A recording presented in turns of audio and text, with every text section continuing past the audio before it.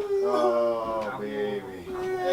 This is Chris Justino, known as Cyborg, just days before fights like this.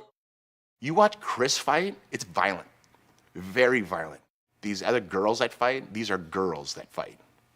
Chris is a woman. Cyborg is the 145-pound world champion of the all-women mixed martial arts organization Invicta. Former UFC champion Tito Ortiz is one of her coaches. She is very dangerous. She's the most dangerous woman fighter in the world. I would like people to respect me like a world champ, because I am world champ, but people look like things don't know I am. And that, she says, is because she isn't a champion in what's considered the major leagues of MMA, the Ultimate Fighting Championship, or UFC. It's not another fighter, though, who denies her that belt. It's her weight. Calma, Chris, you need to breathe. You need to breathe. Yeah. Cyborg, who weighs close to 175 pounds, normally fights at 145. But the UFC has said in the past that there aren't enough strong female contenders that size to have a 145 weight class. Until recently, its biggest class for women was 135. I cannot do this in my body all the time. I don't know, maybe something really bad is gonna happen for me. Still, she was last allowed to compete in the UFC at 140 pounds in September, but not for a title. How much did you cut before that fight? The week I was there, cut weights 26 pounds. 26 pounds in what kind of time frame? Like 2 days. How do you drop 26 pounds in 2 days? In the beginning, impossible. I was freaking out. You know, you have dehydrated. I thought this was the part you were looking forward to, baby. I hate this. This is kind of the dirty little secret that's going on in front of our eyes. Let's take a look at the eye now. Dr. Anthony Alessi is a neurosurgeon who for more than 20 years has worked with the Connecticut State Athletic Commission monitoring combat sports. Weight cutting is trying to wring as much water out of your system so you can get onto the scale at a low weight. Medical experts say any dehydration-based weight cut over 5% is dangerous. This means a fighter Cyborg's size should cut no more than 8 pounds of water weight. Tito said, when I cry, I lose water. Weight issues have long been a problem for Cyborg. In 2011, she was caught using anabolic steroids. I didn't want mistake in my career about doping. You know, I used something for lose my weight.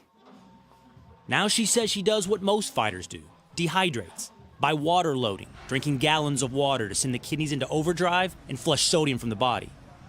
Or doing cardio wearing heavy plastic suits in hot rooms. Or sitting in a sauna to sweat off the pounds. We're just trying to heat you up. Too hot. No. The bath for me, the worst case. Because burning really hot.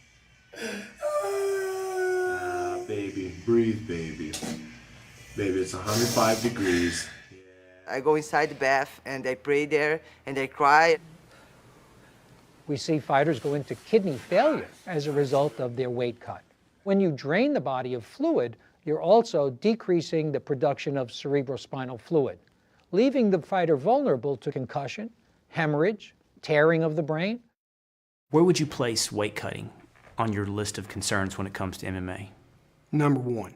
It's the club shows, it's the medium shows, it's Bellator, it's Invicta, it's UFC, it's everybody. They're all cutting. Andy Foster regulates combat sports as the executive director of the California State Athletic Commission.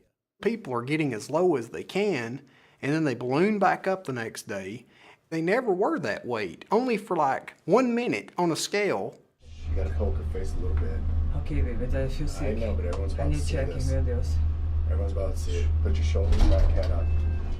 Promoters like the UFC, along with regulators, have taken measures in the past year to address extreme weight cutting.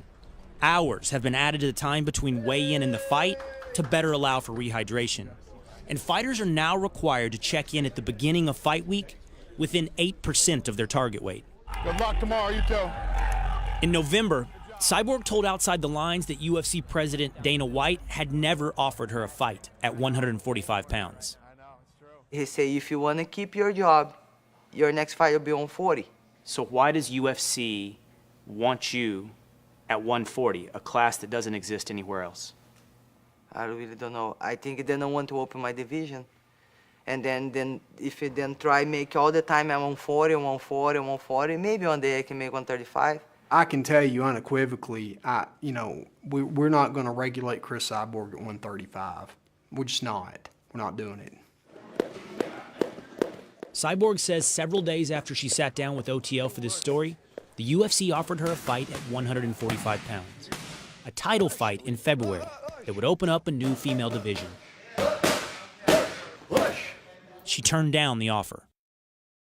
Cyborg says her body needs more time to recover from her last weight cut, which landed her in the hospital. The doctor tried to take out my blood, and my blood cannot go out. Too thick, they cannot go. Because of dehydration? Dehydrated. I was dehydrated.